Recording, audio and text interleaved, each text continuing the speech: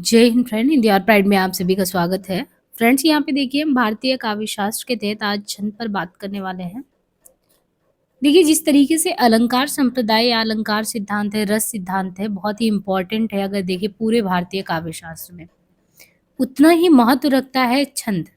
छंद से भी क्वेश्चन बहुत ज़्यादा आते हैं और जैसे थोड़ी-सी दुविधा ये होती है समझने में कि किस तरीके से हम जब अलग-अलग संप्रदाय या सिद्धांत को पढ़ते हैं, अलंकार में बहुत ज़्यादा कन्फ्यूजन होता है। लेकिन छंद में आप ये ध्यान रखेंगे तो कुछ चीज़ों को तो बहुत अच्छे से इसके क्वेश्चन को सॉल्व कर पाएँगे। एक तो ये बात है कि ये तो भारतीय काव्य शास्त्र के तहत है, प्लस आप व्याकरण में भी देखेंगे तो ये व्याकरण में भी आपका छंद जो है वहाँ पे कुछ छंद से क्वेश्चन आता है। अब यहाँ पे देखिए जैसे दिया है छंद शब्द के मूल में क्या होता है छदि धातु। छंद शब्द के मूल में छदि धातु है। छदि के कई अर्थ बताए गए हैं जिसका अर्थ है निघंटु। शब्दकोश में छंद को भी धातु या मूल क्रिया माना गया है। छंद का अर्थ है बंधन। वास्तव में छंद मात्राओं तथा वर्णों का सुनियोजित प्रवाहपूर्ण लयात्मक गठन या बंधन है। जो आचार्य छदि से इससे उत्पन्न मानते वे अपेक्षाकृत अधिक गंभीर तत्व को उजागर करते हैं। आचार्य सायण इनका कहना है कि अपभृत्यम वार्चितुम आच्छादयाति इति छंदा, अर्थात कवि और उसकी प्रकृति को जो अपमृत्यु से बचाता है वही छंद है। कवि और कविता को छंद असमय मृत्यु नष्ट होने से बचाता है। प्राचीन समय में कविता को स्मृति में सुरक्षित रखा जाता था। छंद में रचना को याद रखना आसान होता है। छंद कवि की संपूर्ण भावनाओं तथा अभिव्यक्तियों को आच्छादित करता है। तो एक तो ये हो गया छंद शब्द के मूल में क्या होता है छदि धातु, और छदि के क्या मतलब है निघंटु में छंद को भी धातु माना गया है। छंद का अर्थ है बंधन। वास्तव में छंद क्या है मात्रा तथा वर्णों का सुनियोजित प्रवाहपूर्ण लयात्मक बंधन, इसी को कहते हैं। और जिसमें सायण का कहना है कि अपभृतम वार्चितम आच्छादित इति है छंदा, अर्थात कवि और उसकी कृति को जो अपमृत्यु से किसको यहाँ पे क्या बताया आचार्य सायण का कहना है कि अपृतम वार्चितम आच्छादयाति इति छंदा, अर्थात कवि और उसकी कृति को जो काव्य है और उनकी कृति को जो अपमृत्यु से बचाता है वही छंद है। कवि और कविता को छंद असमय मृत्यु से बचाता है। प्राचीन समय में भी कविता को स्मृति में सुरक्षित रखा जाता है। छंद कवि की संपूर्ण भावनाओं तथा अभिव्यक्तियों को आच्छादित करता है, उसे पूरी तरह से पढ़कर रक्षित करता है। और हिंदी साहित्य कोश में भी डॉक्टर जगदीश गुहा ने छंद की व्यवस्थित परिभाषा दी है। देखिए परिभाषा क्या इन्होंने दी है, अक्षर अक्षरों की संख्या एवं क्रम, मात्रा मात्रा गणना तथा यति गति, यानी अक्षर अक्षरों की संख्या एवं क्रम, मात्रा मात्रा गणना तथा यति गति आदि से संबंधित जो विशिष्ट नियम है उन विशिष्ट नियमों से नियोजित जो पद रचना वही छंद कहलाता है। यानी आपका जो अक्षर है अक्षर की क्या संख्या है, संख्या के साथ अक्षरों के क्रम, उनकी मात्रा गणना यति गति, इनसे विशिष्ट नियमों से नियोजित पद रचना छंद कहलाता है। सुमित्रा नंदन पंत ने पल्लव की भूमिका में क्या लिखा है, पंत जी ने पल्लव की भूमिका में छंद के विषय में महत्वपूर्ण विचार व्यक्त किए हैं कि कविता हमारे प्राणों का संगीत है। यहाँ पे कहते हैं कि जो कविता है वो हमारे प्राणों का संगीत है। द्वंद्व हृदय कंचन कविता का स्वभाव ही छंद में लयमान होना है। और श्री गौरी शंकर द्विजेन सरल तरीके से छंद का आशय स्पष्ट करते हुए कहते हैं कि छंद वो लयात्मक नियमित तथा अर्थपूर्ण वाणी है जिसमें आबद्ध होकर कोई वाक्य या वाक्यांश पद्य का रूप चारण और आंतरिक अनुमति को क्या कहता है लय कहता है। तो छंद क्या है वो लयात्मक नियमित तथा अर्थपूर्ण वाणी है जिसमें आबद्ध होकर कोई वाक्य या वाक्यांश पद का रूप चारण और आंतरिक अनुमति को लय कहते हैं। अब यहाँ पे देखिए छंद के प्रकार बताए गए। छंद के कितने प्रकार है, तो आचार्य पिंगल जिनके नाम पर छंदसास का दूसरा नाम पिंगल प्रचलित हुआ है, यानी आचार्य पिंगल जो है ये जिनके नाम पर छंदसास का दूसरा नाम पिंगल भी कहते हैं इसको, छंद पर लेखन करते हुए वैदिक छंद तथा लौकिक छंद शीर्षक से छंदों पर प्रकाश डाला है। और हिंदी के रीतिकालीन आचार्य जो है, हिंदी के देखिए रीतिकालीन आचार्य कौन, केशव दास। तो हिंदी के रीतिकालीन आचार्य केशव दास ने छंदमाला में दो भेद का निर्देश दिया है। एक क्या दिया है वर्णवृत्त और दूसरा कलावृत्त। वर्णवृत्त और कलावृत्त। आधुनिक छंद शास्त्री जगन्नाथ प्रसाद भानु ने क्या लिखा है, तो आधुनिक छंद शास्त्री हैं जगन्नाथ प्रसाद भानु, उन्होंने लिखा है छंद अहि द्वैविध जगमाही मात्रिक वर्णिक सुनत सुहाई। छंद अहि द्वैविध जगमाही मात्रिक वर्णिक सुनत सुहाई। छंद के प्रमुख दो भेद ही मान्य है। दो प्रमुख भेद कौन से मान्य, एक मात्रिक छंद है एक वर्णिक छंद है। अब यहाँ पे देखिए जैसे मात्रिक छंद के बारे में दिया है, तो मात्रिक छंद क्या, मात्रिक छंद में मात्राओं का निश्चित और नियमित विधान होता है। मात्रिक छंद जो होता है उसमें मात्राओं का निश्चित और नियमित विधान होता है। जगन्नाथ प्रसाद भानु ने मात्रिक छंद के विषय में यही बताया कि जहाँ चारों चरण में एक समान मात्राओं की प्राप्ति हो, किंतु वर्णों का कोई एक समान क्रम ना हो, वहाँ पे मात्रिक छंद होता है। देखिए, एक तो आपको ये पता चला कि छंद के बारे में बताया कि छंद के कितने भेद हैं, तो प्रमुखतः 2 भेद बताया गया, एक मात्रिक, एक वार्णिक है। मात्रिक छंद जो है, मात्रिक छंद में मात्राओं का निश्चित और नियमित विधान देखने को मिलेगा। निश्चित और नियमित। भानु ने मात्रिक छंद के विषय में क्या बताया, जहाँ चारों चरणों में एक समान मात्रा हो। जो चारों चरण है उनमें क्या हो, एक समान मात्राओं की प्राप्ति हो। अब यहाँ पे जैसे देखें, मिले एक सम्मत जहाँ चहु चरण ने निर्द्वंद, वर्णन क्रम नहीं एक सम सोई मात्रिक छंद। आंसू से मात्रिक छंद की पंक्तियां यहाँ पे देखिए, आंसू कविता से जो है पंक्तियां उद्धृत है। ससी मुख पर घूंघट डाले, मात्रा 14 वर्ड 11, अंचल में दीप छिपाए। यहाँ पे वर्ड भी गिना गया है, मात्रा। इसलिए सबसे इम्पोर्टेंट चीज है कि इसमें आपको व्याकरण में जो छंद से क्वेश्चन आते हैं, ये मात्रा वर्ड और वर्ड को काउंट करने भी आना चाहिए, उसको गिनने आना चाहिए।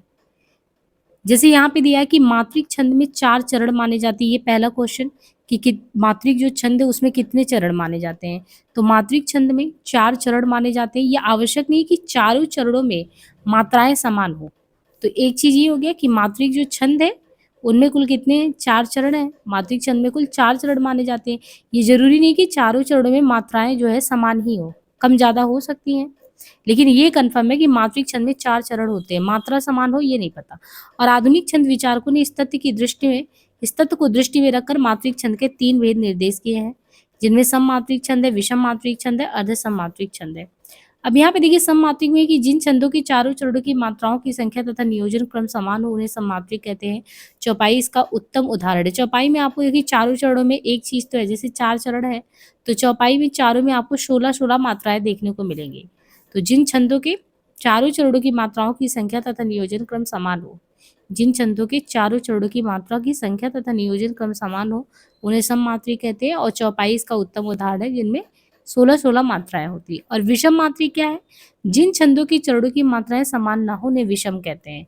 अब जैसे समान था तो उसको चारों चरणों को मिला के इसको चौपाई कहते थे, लेकिन कह रहे हैं कि जिन जिन छंद के चरण की मात्राएं समान ना हो उन्हें विषम कहते हैं। और विषम में देखिए जैसे कुंडलिया है, छप्पा है, तो विषम मात्रिक छंद में आपका क्या आ गया, कुंडलिया है, छप्पा है, ये सब इसके तहत आ गया। अर्ध सम मात्रिक छंद, जिन मात्रिक छंदों में सम सम एवं विषम विषम चरणों में मात्राएं, यानी आप ये देखिए कि जैसे इसने कहा कि चौपाई में जो चारों चरण है उनमें 16-16 समान है। विषम मात्रिक में जो है कौन से आए, तो कुंडलिया, छप्पे है। जिन छंदों की चरणों की मात्राएं समान ना उनको विषम कहेंगे। तो फिर अर्ध साम मात्रिक क्या है, जिनमें सम सम और विषम विषम चरणों में मात्राएं, यानी सम सम सम आप देखिए 2 है, 4 है, 6 है, 8 है, इसको सम कहते हैं। और विषम ऐसे ही आप देखिए 3, 6 विषम है, या 2 या 2 से अधिक संख्या से, जैसे 2 से कट रहा है, 4 से कट रहा है, तो सम में वो सब आ गया। तो यहाँ पे जिन मात्रिक छंदों में कह रहे हैं कि सम सम और विषम विषम चरणों में मात्रा समान हो, अगर 2 में है तो 4 में भी समान हो, या 4 में समान है तो 6 में भी हो, और विषम विषम का हो, इसमें कौन सा आता है, तो इसीलिए इसको कहते हैं सम विषम का अर्थ। अर्ध सम मात्रिक में क्या हो जाएगा, सम का विषम का अर्थ, मतलब पहला और तीसरा चरण का, और इसमें आपका दोहा सोठा बरवे आएगा। तो चौपाई हो गया सम मात्रिक में, विषम मात्रिक में हो गया कुंडलिया तथा छप्पे, और तीसरा जो आपका अर्ध सम मात्रिक में हो गया दोहा सोठा बरवे। ठीक है, तो ये हो गया सम मात्रिक, विषम मात्रिक, अर्ध सम मात्रिक, दोहा सोठा बरवे, इस प्रकार के छंद हो गए। अब प्रमुख मात्रक छंद के लक्षण और उदाहरण दिए गए हैं, जिनमें सममात्रिक छंद के तहत ये दिया गया है कि ये हिंदी साहित्य में बहुप्रचलित, सबसे ज्यादा अगर हिंदी साहित्य में कोई प्रचलित है तो वो कौन सा, चौपाई है। और चौपाई में आपको चारों चरण में 16 मात्राएं देखने को मिलेंगी, जिनको सममात्रिक छंद कहते हैं। अर्थात चारों चरणों में आपको समान मात्राएं देखने को मिलेंगी। और चरण के हंत, और भी एक चीज, एक तो आपको चारों चरणों में 16 मात्राएं देखने को मिलेंगी, ये तो इम्पोर्टेंट है ही। और ये सममात्रिक छंद है, अर्थात चारों चरण में आपको समान मात्राएं देखने को मिलेंगी। लेकिन आपकी जो है, आप कैसे पहचानेंगे कि ये सममात्रिक है, तो एक चीज इसमें खासियत है कि चरण के अंत में आपको हरस्व चंद, जो आपका चरण का अंत है उसमें हरस्व दीर्घ स्वर क्या क्या देखने को मिलेगा, इसके अंत में आप देखेंगे तो हरस्व दीर्घ स्वर अथवा तगड़, दीर्घ दीर्घ हरस्व नहीं होना चाहिए। यहाँ पे देखिए हमेशा ये इस तरीके से, और ये 2 तरीके से बना है, हरस्व और दीर्घ स्वर। अब इसमें इन्होंने कहा कि चरण के अंत में क्या नहीं होना चाहिए, चरण के अंत में हरस्व दीर्घ अथवा तगड़, दीर्घ दीर्घ, यानी दीर्घ मीन्स दीर्घ, इसको कहते हैं ना बड़ा है, तो ये नहीं होना चाहिए। जैसे यस यस आई, ये दीर्घ हरस्व नहीं होना चाहिए। तो कभी भी ये ध्यान रखिए कि लास्ट में ये ऐसे नहीं होना चाहिए या ये ऐसे नहीं होना चाहिए। अब यहाँ पे देखिए काउंट कैसे किया है, मान लीजिए जिस तरीके से भी गिना जाता है तो उसमें आप देखते हैं कि बंधौ गुरुपद पदम परागा। अब इसमें इन्होंने जैसे बड़ा आ हो गया तो उसका 2 हमेशा गिनते हैं। तो जैसे रागा में आ, तो आ का हमेशा आप देखते हैं कि 2 काउंट किया जाता है, तो इसको इसलिए दीर्घ कहा गया। ऐसे रागा में आ में भी दीर्घ ये हो गया। पा एक सिंगल है तो यस। अब यहाँ पे देखिए यहाँ तक इन्होंने काउंट किया 16 है, यहाँ तक काउंट किया ये भी 16 है। ठीक है, बंधो गुरुपद पदम परागा इसमें गिन लिया। ये हो गया कि आपको जो चौपाई उसमें चारों मात्रा तो समान होनी चाहिए और हर एक चरण में देखिए 16-16 मात्राएं हैं।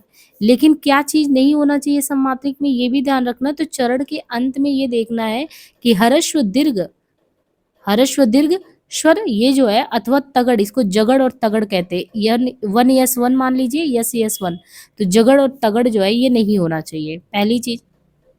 तो प्रत्येक चरण में आपको 16 मात्राएं दिखी। हर्ष मात्रा का चिन्ह है एक, देखिए इसको क्या कहते हैं, हर्ष मात्रा का, इसको कहते हैं एक, ये हर्ष मात्रा का चिन्ह है, ये एक मात्रा का सूचक है। और यस क्या है, ये दीर्घ स्वर का चिन्ह है या 2 मात्राओं का सूचक ये है। अब देखिए चौपाई, ये 15 मात्राओं का छंद है। चौपाई क्या है यहाँ पे दिया गया है, अभी हमने आगे वैसे देखा चौपाई के बारे में। यहाँ पे दिया गया है कि चौपाई जो है ये 15 मात्राओं का छंद है, चारों चरण में बराबर मारता है, अर्थात 15 चौपाई होती, 15-15 होते हैं। चरण के अंत में आपको गुरु लघु का विधान देखने को मिलता है। क्या देखने को मिलता है, चरण के अंत में आप देखेंगे तो आपको क्या देखने को मिलेगा, गुरु लघु का विधान पाया जाता है। इसका अन्य नाम जयकरी छंद भी है। क्या नाम है, जयकरी छंद भी। एग्जाम्पल में जिनके बल पर खड़ा समाज रहती सुचिता की लाज, तो जिनके बल पर खड़ा समाज रहती सुचिता की लाज। अब यहाँ पे देखिए रोला, रोला क्या है कि इसके प्रत्येक चरण में आपको 24 मात्राएं देखने को मिलेंगी। रोला जो है, रोला का जो प्रत्येक चरण है ना, इसके प्रत्येक चरण में आपको 24 मात्राएं देखने को मिलेंगी। पूर्व समय में ये 11-13 मात्राओं पर यति का विधान था, किंतु अब इसकी मान्यता नहीं है। तो अभी देखिए इसके प्रत्येक चरण में आपको 1, 2, 3, 4, तो हर एक चरण में आपको कितनी मात्राएं देखने को मिल रही हैं, 24 मात्राएं। पूर्व समय में यही चीज आपको 11-13 मात्राओं पर यति का विधान था, किंतु अब इसकी मान्यता नहीं है। पहले ये होता था कि 11 कंप्लीट फिर यति लगा दो फिर 13 पे, इस तरीके से, लेकिन अब सीधे सीधे है हर एक चरण में अगर आप देखेंगे तो 24 मात्राएं आपको देखने को मिलेंगी। और रोला की बात देखें तो लावनी, इस छंद का प्रत्येक चरण जो है, लावनी का अगर देखें तो हर एक चरण का आप देखें 22 मात्राएं होती हैं। इस यानी राधिका इस छंद के प्रत्येक चरण में, लावनी में प्रत्येक चरण में 22 मात्राएं होती है, प्रत्येक चरण में 13-9 पर विराम होता है। और लावनी को खास तौर पे इसको राधिका छंद भी कहते हैं। अब देखिए इसमें ना आप भारतीय काव्य शास्त्र में बिल्कुल अलग प्रकार से आप देखिए प्रमुख मात्रक छंद के लक्षण अलग अलग देखने को मिल रहे हैं। ये सभी, एक तो आपको ये ध्यान रखना है ये सब सममात्री के तहत आते हैं। यहाँ पे चौपाई दिया, चौपाई तो सभी को पता है ना, नॉर्मल ही हो गया एकदम चौपाई के बारे में। इसके बाद रोला, रोला में आपने देखा कि 24 मात्राएं होती हैं, तो जैसे वहाँ 16 चौपाई में है, रोला में 24 मात्राएं हैं।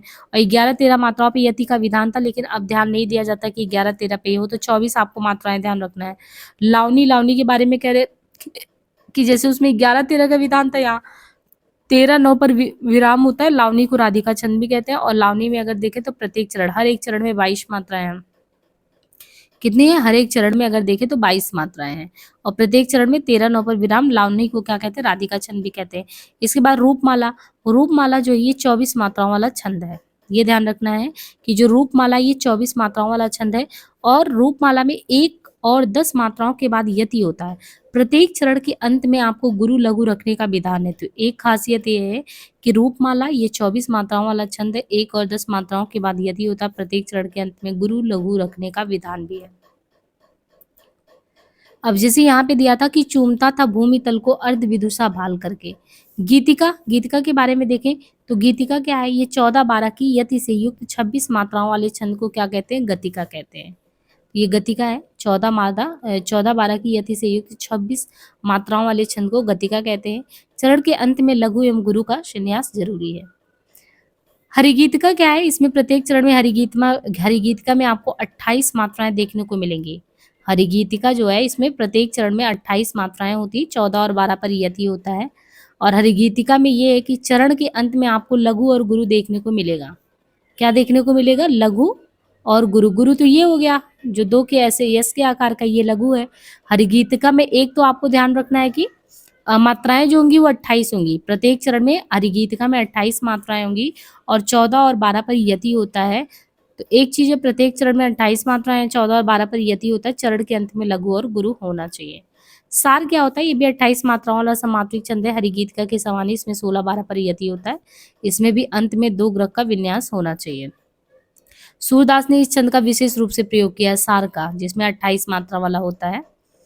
जैसे यहाँ पे आप देखिए, सदा रहती वर्षा ऋतु, हम पर जबते श्याम सिधारे। अब इसमें आप काउंट करेंगे तो सदा में स में एक सिंगल ही आपको आएगा, लेकिन जैसे बड़ा आता है तो वहाँ पे आप तुरंत ही करेंगे, ये दीर्घ हो जाएगा। फिर राहत में उसी तरीके से आप काउंट करेंगे, फिर बड़ा, है ना? तो इस तरीके से जो काउंट करेंगे तो आपको यहाँ पे 28 मात्रा, और सूरदास के लिए खास तौर पे बताया गया कि सार में जो है सूरदास ने इसी छंद का विशेष तौर पे प्रयोग किया है। वीर या आल्हा छंद, वीर या आल्हा छंद, इसमें क्या है, 31 मात्राओं वाला छंद होता है। कौन सा? वीर या आल्हा छंद। और 16-15 पर यति होता, अंत में गुरु लघु का विधान है। सबसे ज्यादा हमको कंफ्यूजिंग यही चीज लगता है। ऐसे ही अलंकार में भी बहुत जगहों पे कंफ्यूजन होता है। अब छंद में किस में 11-12 होता है, किस में 16-15, ये चाहे लिख के या रटने वाली चीज है, समझिए। एक तो समझ जाएंगे, आपको गुरु लघु तो समझ में आ जाएगा, लेकिन ये तो याद रखना पड़ेगा ना कि कितने पे यति आता है, कौन से में कितने छंद होते हैं, ये तो रटने वाली चीज है। अब ये बीरा आल्हा छंद में 31 मात्राओं वाला छंद है, 16-15 पर यदि होता है ना? इसके बाद देखिए अर्ध सम्मात्रिक छंद। अर्ध सम्मात्रिक छंद में क्या है कि बरवे आता है। अब बरवे में क्या है, बरवे में दिया है कि इस छंद में कुल 19 मात्राएं होती हैं। जो बरवे है अर्ध सम्मात्रिक में, इस छंद में कुल 19 मात्राएं होती है, पहले और तीसरे चरण में 12-12। तो बरवे में हमेशा ये ध्यान रखिए कि पहले और तीसरे, पहला और जो तीसरा है, इसमें क्या-क्या है, पहले और तीसरे में 12-12 मात्राएँ हैं, और यहाँ पे 7 और 7 का जोड़ा है। तो बरवे जिसके छंद में 19 मात्राएँ होती हैं, पहले और तीसरे में 12-12 होती है, दूसरे और चौथे में 7-7 मात्राएँ होती हैं। अंत में जो है ये इस तरीके से होता है, यानी ह्रस्व, लघु, या इस तरीके से करके आपको ये भी देखना है, 1 यस 1 यस, ये करके, चाहे इसको इस तरीके से याद रखिए। जो भी जब जगड़-बगड़ तगड़ करके पढ़ते हैं, अभी उसकी बेसिक्स को भी देखते हैं यहाँ पे। थोड़ा-सा ये देख लीजिए, बस ये 19 मात्राएँ बरवे में होता है। दोहा के बारे में, कि दोहा में तो ये ध्यान रखना है आपको कि पहले चरण तथा तीसरे चरण में 13 मात्राएँ हैं। यानी ये पहला है और ये तीसरा है। तो पहले और तीसरे में आपको 13-13 देखने को मिलेगा, और दूसरे और चौथे में जो है 11-11। तो पहले और तीसरे में 13-13, फिर 11-11। कहत नटत रीजत खींचत मिलत किरत लज्जात भरे भवन में करत है नैनन ही शोभात। सोरठा में देखें तो सोरठा इस छंद के विषय चरणों में 11-11 तथा सम चरणों में 13-13 मात्राएं होती हैं। किसमें? सोरठा में। सोरठा में इस छंद के विषय चरणों में 11-11 तथा सम चरणों में कुल 13-13 मात्राएं होती हैं। ये दोहा का उल्टा है। सोरठा क्या होता है? दोहा का उल्टा। तो इस छंद के विषय चरणों में देखें तो 11-11। जो सम चरण है उसमें तो आपको सम चरण में 11-11 देखने को मिलेगा। इस छंद के विषय चरणों में 11-11, सम चरणों में 13-13। ये दोहा का उल्टा है। जैसे दोहा का उल्टा क्या है कि जैसे वहां पे वही चीज आप देखिए, जैसे इस छंद के विषय चरणों में इसने क्या कहा, विषय मतलब विषम। विषम में आपको यहाँ पे देखने को मिल रहा है कि 11-11, और जो सम है उसमें 13-13 देखने को मिल रहा है। वहां पे यही चीज आप देखेंगे तो जहाँ सम है वहां पे विषम में 13-13 देखने को मिलेगा, और सम में 11-11 देखने को मिलेगा। तो बस ये ध्यान रखना कि दोहा का उल्टा क्या है, सोरठा। या तो आप सोरठा याद कर लो, एक दोहा याद कर लो, कोई भी चीज। अगर सोरठा जो है, एक तो ये याद रखो कि ये अर्ध सम्मात्रिक में आता है। हाँ, एक सम्मात्रिक आपने पढ़ा। सम्मात्रिक के अलावा जो सोरठा है, देखिए क्या क्या आता है, ये भी क्वेश्चन पूछा जाता है कि अभी जो हम लोग ये कर रहे हैं किसके तहत कर रहे हैं। तो यहाँ पे देखिए सम्मात्रिक में हमने चौपाई को देखा था, चौपाई देखा, रोला देखा, लावनी देखा, और सार देखा, गीतिका देखा, हरिगीतिका देखा। अर्ध सम्मात्रिक में बरवे है, बरवे के अलावा दोहा है, और दोहा के अलावा देखिए सोरठा। सोरठा के बारे में, क्योंकि देखिए एक क्वेश्चन तो ऐसे ही पूछ लिया, वो किसके तहत आता है, इसमें कंफ्यूजन हो जाता है। सोरठा के बारे में आपको इसलिए ध्यान रखना है कि पहले चीज तो दोहा का उल्टा होता है। दोहा में जहाँ पे उन्होंने बताया कि जो सम मात्रिक है उसमें 11-11, यानी जो सम वाला आपका है, अगर देखे 2 है 4 है मान लो, तो यहाँ पे 11 देखने को मिलेगा। तो यहाँ पे वही सोरठा में आएंगे तो यहाँ पे सम वाले में आपको 13-13 देखने को मिलेगा। एकदम उल्टा है, बस ये समझिए। उल्लाला क्या होता है? उल्लाला 28 मात्राओं से बना निर्मित छंद है। इसके विषय चरणों में 15 मात्राएं तथा सम चरणों, यानी देखिए 28 मात्राओं से निर्मित छंद है उल्लाला। इसके विषय चरणों अर्थात पहले और तीसरे चरण में 15 मात्राएं तथा सम चरणों अर्थात दूसरे और चौथे में 13-13 है। तो ये उल्लाला में क्या ध्यान रखना है कि उल्लाला कुल 28 मात्राओं से निर्मित छंद है। पहली चीज, उल्लाला जो है ये 28 मात्राओं से निर्मित छंद है। इसके विषय चरणों में, विषय मतलब विषम चरणों में 15 मात्राएं हैं और जो सम चरण है अर्थात पहले और तीसरे चरण में 15 मात्राएं और दूसरे और चौथे में 13-13 है।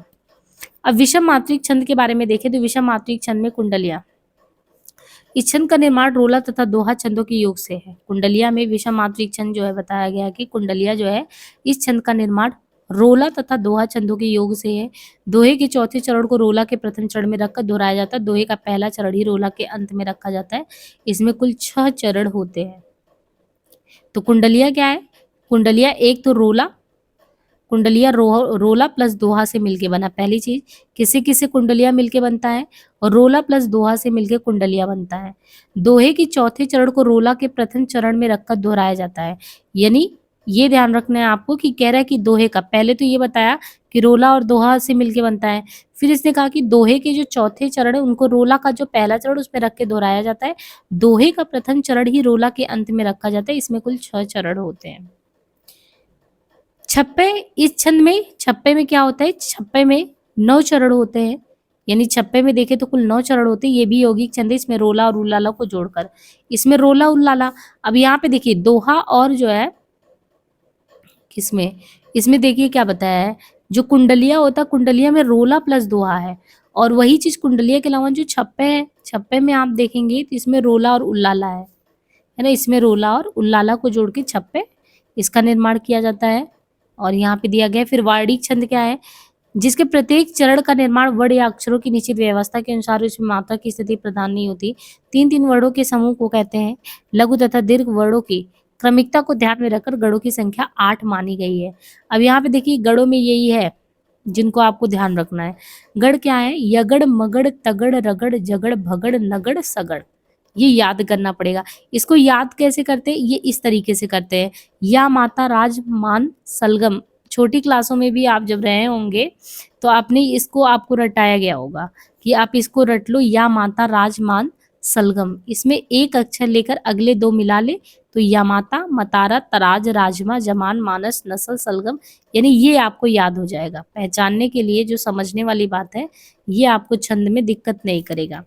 या माता राजभान सलगम करके। अब देखिए या माता से जैसे आपने किया, या माता से या फार यगड़ हो गया, मा फार मगड़ हो गया, तो ये दिक्कत तो नहीं होगा। जैसे या माता आपने याद रख दिया तो या माता या फार यगड़ हो गया, मा फार मगड़ हो गया, ता फार तगड़ हो गया। और इसी तरीके से राज, राज से रगड़ हो गया, जा से जगड़ हो गया, मान से जो है फिर इसके बाद मानो। फिर यहाँ पे आप देखेंगे तो या माता राज मान, और फिर इसके बाद भगड़ है, फिर नगड़ है, फिर सगड़ है, सलगम तक इस तरीके से हो गया। फिर गढ़ों को इस तरीके से आप जब, या माता का मतलब ये इस तरीके से हो माँ तारा करके, है ना, ये हो गया माँ तारा। फिर तगड़ में आप देखेंगे तो तगड़ इस तरीके से हो गया, ताराज, राजमा, जमान, मानस। वार्णिक छंदों में समवर्णिक, विषम वर्णिक, अर्धसमवर्णिक भेद किए जाते हैं। जिन छंदों के चारों चरणों में वर्णों की संख्या समान रहती है, जैसे अब देखिए कह रहे कि वर्णिक छंदों में समवर्णिक, विषम वर्णिक, अर्धसमवर्णिक भेद किए जाते हैं। जिन छंदों के चारों चरणों में वर्णों की संख्या समान रहती है, जैसे मंदाक्रांता, ऐसे छंदों को समवर्णिक कहते हैं। जिन छंदों में वर्णों या अक्षरों की संख्या समान नहीं रहती उन्हें विषम कहते हैं, जैसे सौरभ, मानवी। जिन छंदों में पहले और तीसरे चरण में समान वर्ण तथा दूसरे और चौथे में समान वर्ण रहते हैं उनको अर्धसमवर्णिक कहते हैं। अब यहाँ पे प्रमुख वर्णिक छंद, लक्षण और उदाहरण दिए गए हैं। अब यहाँ पे जो प्रमुख वर्णिक छंद, लक्षण और उदाहरण में मालिनी, मालिनी क्या है? वसंत तिलका क्या है? देखिए मालिनी क्या है? ये समवर्णिक छंद है। पहली चीज तो मालिनी जो है ये समवर्णिक छंद है। इसमें चारों चरण में आपको 15-15 वर्ण देखने को मिलेंगे। मालिनी जो है समान वर्णों वाला छंद है, जिनमें अगर ये 4 चरण है मान लो तो हर एक चरण में आपको 15-15 वर्ण देखने को मालिनी में मिलेंगे। तो मालिनी समवर्णिक छंद है, चारों चरण में 15-15 वर्ण देखने को मिलेगा। इसके बाद वसंत तिलका क्या है? इस छंद के प्रत्येक चरण में आपको 14 वर्ण दिखेंगे। तो जैसे मालिनी में 15-15 है, वैसे वसंत तिलका में आप देखेंगे तो इस छंद में प्रत्येक चरण में 14 वर्ण या अक्षर होते हैं और गुणात्मक रूप में वही दिया गया है। और फिर वंशस्थ क्या होता है? वंशस्थ में आप देखो तो इसमें 12 वर्णों का छंद है, अर्थात प्रत्येक चरण में आपको 12 वर्णों का विन्यास वंशस्थ में देखने को मिलता है। इंद्रवजा क्या है? इंद्रवज् यहाँ पे देखिए ये भी चीज़ है, वर्ण का क्रम आप देखेंगे तो इस तरीके से है, इसीलिए या माता राजभान सलगा को बताया गया था कि आपको वंशस्थ में जैसे 12 वर्णों का छंद है और प्रत्येक चरण में आप देखेंगे तो आपको 12 वर्ण इस तरीके से काउंट कर लेना है। इंद्रवजा, इस छंद में प्रत्येक चरण में 11 वर्ण होते हैं। इंद्रवजा में क्या है, इस छंद में प्रत्येक चरण में 11 वर्ण होते हैं। वर्णों का क्रम देखें तो इस तरीके से अंत में 2 गुरु, है ना? और इस तरीके से हाँ, वही काउंट करेंगे कि कैसे है। उपेंद्र वजा क्या होता है? उपेंद्र वजा में इस छंद में भी प्रत्येक चरण में अगर देखेंगे तो 11, हर एक चरण में आपको 11 वर्ड देखने को मिलेंगे उपेंद्र वजा में। क्रम भी बताया गया कि क्रम में आपको कैसे देखने को मिलेगा। भुजंगी जो है, इस छंद में भी भुजंगी में भी देखेंगे प्रत्येक चरण 11 वर्डों से युक्त होता है। वर्डों के क्रम भेद से यही 11 वर्डों छंदों से अलग-अलग भी अपनी पहचान बनाते हैं। मंदाक्रांता जो होता है, इस छंद के प्रत्येक चरण में 17 वर्ण होते हैं। मंदाक्रांता जो होता है, इस छंद के प्रत्येक चरण में अगर देखें तो कुल क्या होता है, 17 वर्ण होते हैं। वर्ण क्रम मगड़, भगड़, नगड़ इस तरीके से दिया गया है। और शिखरणी जो है, इस छंद के प्रत्येक चरण में 17 वर्ण होते हैं। इसके बाद मनहरण कवित। मनहरण कवित क्या है? मनहरण में ये दिया गया है कि ऐसे अगर आप काउंट करेंगे तो इस छंद के प्रत्येक चरण में आपको कुल 31 वर्ण देखने को मिलेंगे। अंत में ये चीज है कि इसके अंत में भी आपको एक गुरु वर्ण देखने को मिलता है और बाकी 7 वर्णों पर यति विराम होता है। इसे घनाक्षरी या कवित्त भी कहते हैं। किसको? मनहरण को जो है इसे घनाक्षरी या कवित्त भी कहा जाता है। रूप घनाक्षरी, घनाक्षरी में भी रूप घनाक्षरी है। रूप घनाक्षरी में इसके प्रत्येक चरण में कुल 32 वर्ण होते हैं, है ना? यहाँ पे दिया गया है कि कुल जो है अंत में आपको गुरु लघु भी देखने को मिलेगा। देव घनाक्षरी है, देव घनाक्षरी में प्रत्येक चरण में 33 वर्ण होते हैं। सवैया क्या है? कविता और सवैया रीतिकाल के अत्यंत, रीतिकाल में जो है कविता और सवैया रीतिकाल के बहुत ही प्रिय छंद रहे, इसलिए इनके अनेक भेद भी विकसित हुए। सवैया के कुल 3 प्रमुख भेदों का परिचय दिया जा रहा है। इनमें जैसे दिया है मदिरा। इस छंद में लगातार आपको 7 भगन और अंत में एक गुरुवर्ण देखने को मिलता है। हर छंद में 4 चरण देखने को मिलते हैं। फिर ऐसे ही आप देखिए मत गैंद होता है। मत गैंद में इसमें कुल 23 वर्ण होते हैं। 7 भगड़ के बाद इसमें 2 गुरुवर्ण। दुर्मिल सवैया, है ना? काव्य में वैसे छंद क्यों ये किया गया है, मतलब प्रयोग में लाया जाता है? देखिए, कविता और छंद का घनिष्ठ संबंध है। क्यों? क्योंकि पुराकाल में भी ज्यादातर काव्य जो होता था पद्य से बधा होता था। पद्य की निर्मित अनिवार्यता छंदात्मक होती है। छंदों का संबंध संगीत से होता है। कविता यदि छंदबद्ध रहती है तो उसमें संगीत और लय का सहज सन्निवेश हो जाता है। कोई भी कविता है यदि वो छंदबद्ध है, छंद से बधा है, तो उसमें संगीत और लय का सहज अपने आप ही वो सन्निवेश होता है।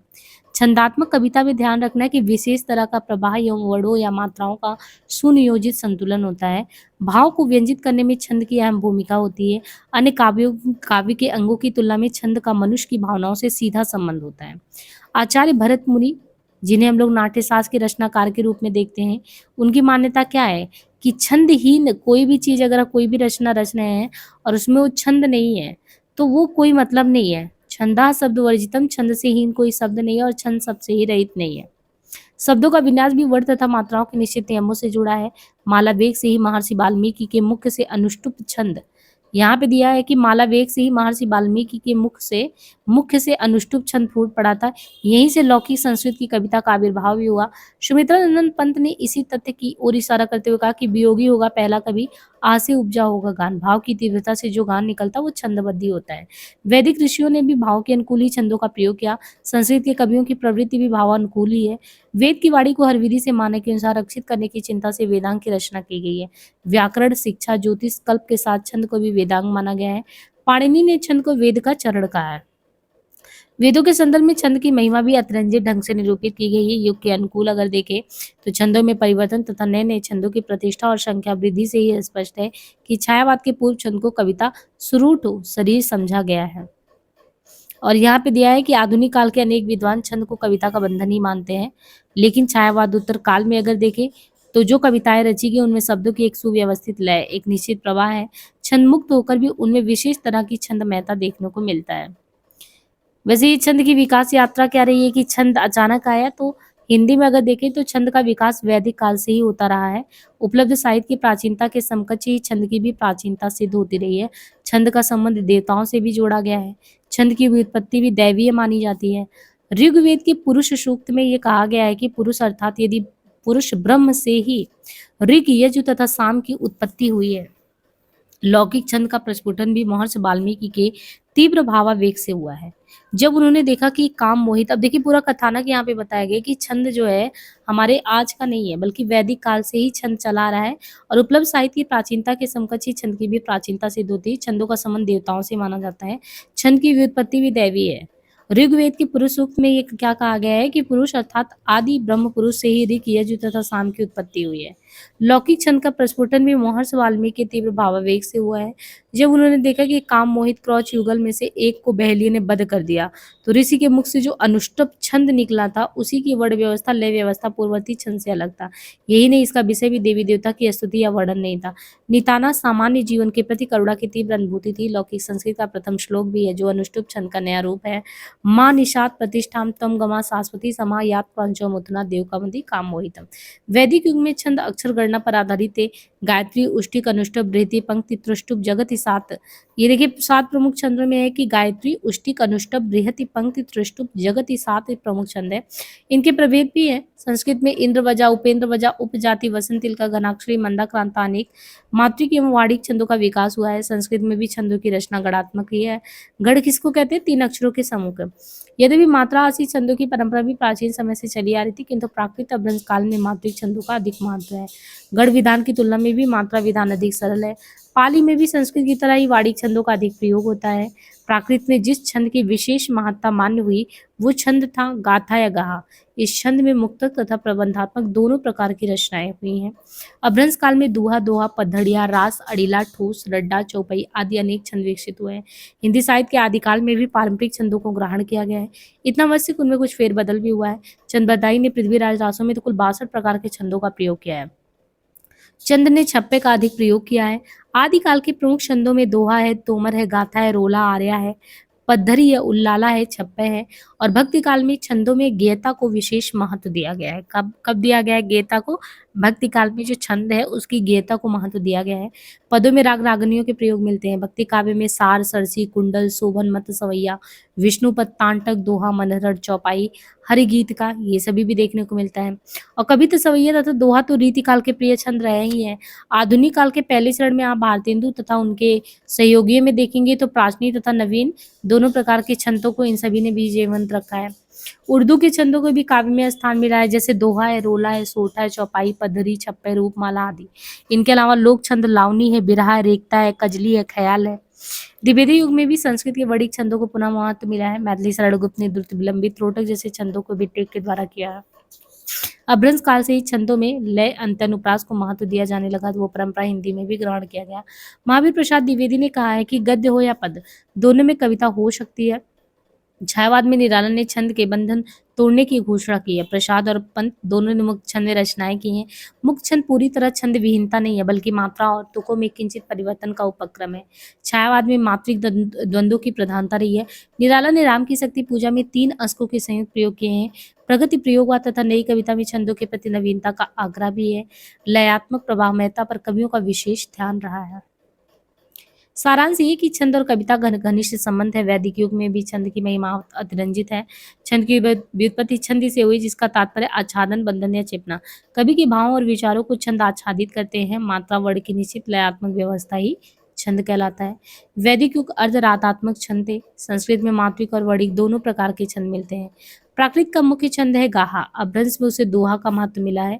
हिंदी में कवि सवैया तथा दोहा के अलावा राग रागनियों से युक्त पदों को भी कहते हैं। ये प्रारंभिक छंदों के ही गीतात्मक रूपांतरण थे। भारतीय युग में कविता सवैया के अलावा लोक प्रचलित छंद जैसे लावनी, प्यार, आला, मुकरी, ये सभी भी हैं। उर्दू की गजलों तथा अन्य छंदों की भी स्वीकृति मिली हुई थी। इस तरीके से आप ये कह सकते हैं कि छंद की जो विशेष महत्ता है वो पहले भी रही है। और देखिए छंद में कुछ इम्पोर्टेंट की जो आपको टर्म पता हो, जैसे दिया है कि पाद या चरण किसको कहते हैं, तो जैसे छंद की एक पंक्ति है तो एक पंक्ति, 2 पंक्ति, 3, तो जैसे हम लोग कहते हैं चौपाई में 16 जो है, आप देखते हैं कि जो चौपाई यानी जो चरण में हम बात करते हैं कि पद या चरण क्या होता है, तो एक पंक्ति को एक पाद या चरण कहते हैं। दोहा छंद 2 चरणों का है, छप्पे छंद वही 6 चरणों का है। तो मतलब 6 चरण इस तरीके से, तो 6 पंक्ति को जो है एक तरीके से छप्पे कह दिए, छा छप्पे। और दोहा वही चीज 2 का हो गया, चौपाई 4 का हो गया। है ना? और मात्रा क्या होता है? ध्वनि के उच्चारण में लगने वाले समय को, जैसे हम कोई भी चीज़ बोल रहे हैं, तो मात्रा इसी को कहते हैं कि ध्वनि के उच्चारण में जब हमने बोला, तो ध्वनि के उच्चारण में जो लगने वाला समय उसी को मात्रा कहते हैं।